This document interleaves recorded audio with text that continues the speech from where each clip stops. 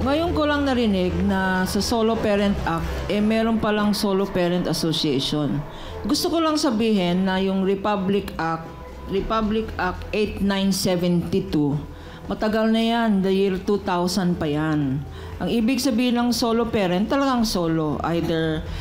Either namatayan ka ng asawa o yung asawa mo OFW, nasa abroad, at naiwanan ka dito, or yung asawa mo nasa preso, nag-iisa ka, o annulled yung marriage mo, or naging victim ka ng rape, ganyan.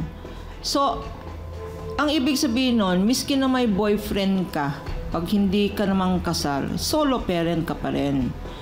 Okay, yun ang ibig sabihin ng solo parent. Bakit merong ganyang batas? Kasi hirap nga.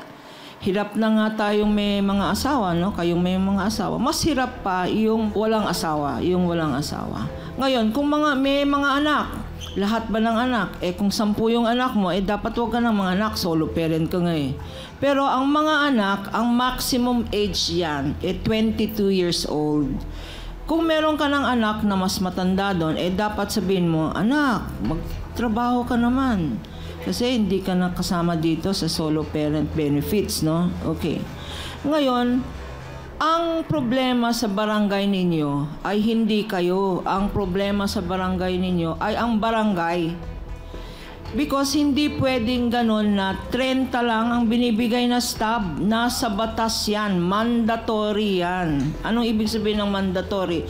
Dapat sundin ng barangay ang batas na bigyan lahat ng solo parent. So sa barangay ninyo, lalo na officer ka ng association, para mawalan kayo ng charge ng favoritism, ang dapat gawin na lang ng barangay ninyo, ng asosasyon ninyo, kumuha kayo ng census, ng survey, ilan ba talaga ang solo parent?